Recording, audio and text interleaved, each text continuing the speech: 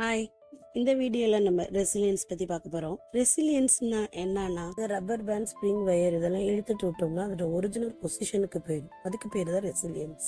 The ability of a substance to bounce back to the original shape is called resilience.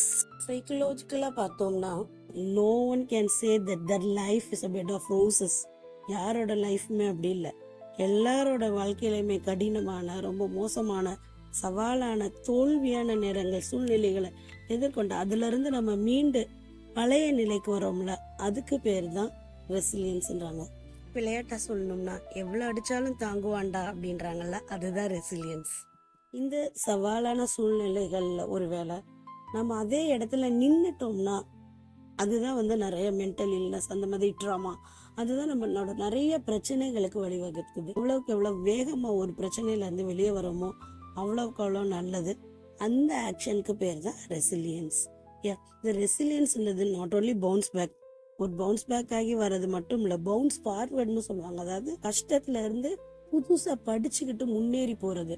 இந்த பிரச்சனை வந்துச்சுன்னா இதை இப்படி ஃபேஸ் பண்ணணும்னு வருதுல, அதுதான் ரெசிலியன்ஸ். நம்ம ஒரு இடத்துக்கு அடாப்ட் பண்றது, அதாவது இன்னைக்கு ஒரு பிரச்சனையை நான் கஷ்டப்பட்டு அதுல இருந்து வெளியே வரப்ப திரும்பி இதே மாதிரி ஒரு சுச்சுவேஷன் நான் ஃபேஸ் பண்ணேன்னா அந்த இடத்துல எனக்கு எப்படி அடாப்ட் பண்ணிக்கணும்ன்றது தெரியும், எப்படி நான் இதை விட்டு வெளியே வரணும்னு நான் படிச்சுக்குவேன். ஸோ இந்த ரெசிலியன்ஸ்ன்றது கண்டிப்பா எல்லாருக்கும் இருக்க வேண்டியது. Pain and sufferings builds a character அப்படின்னு சொல்லுவாங்க.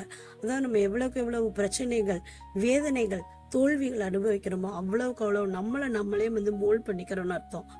இந்த ரெசிலியன்ஸ் நமக்கு ஏன் இம்பார்ட்டன்ட் பார்க்கலாம். ஃபர்ஸ்ட் சேலஞ்சஸ் ஃபேஸ் பண்றதுக்கு நம்மளுக்கு உதவுது. இப்ப நான் ஒரு பிரச்சனையில இருக்கேன், ஒரு தோல்வியில இருந்தேன்னா, அது இந்த தடவை தோத்தேனா அடுத்த தடவை இதே மாதிரி தோல்வியை பாக்குறப்ப கவலைப்பட மாட்டேன். நான் சேலஞ்ச் ஃபேஸ் பண்ணி இப்போட அதையே பார்த்துட்டேன், இதை பார்க்க மாட்டேன்னா அப்படின்ற ஒரு தைரியம் வருதுல, ஒரு செல்ஃப் கான்பிடன்ஸ் வருதுல, அது அந்த resilience.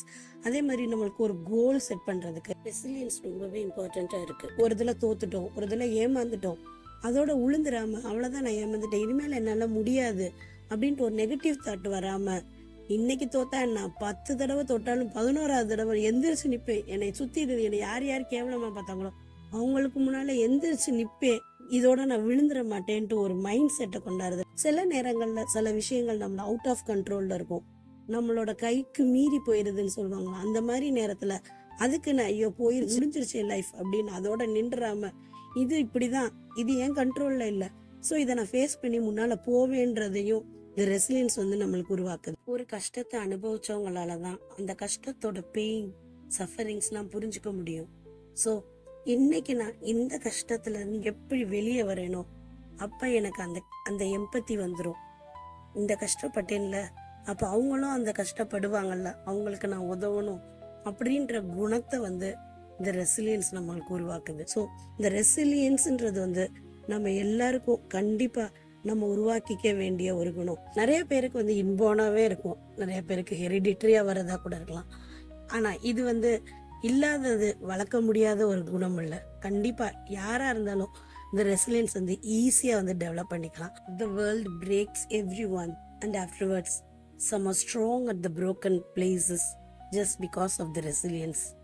So never give up. Just learn to develop your resilience.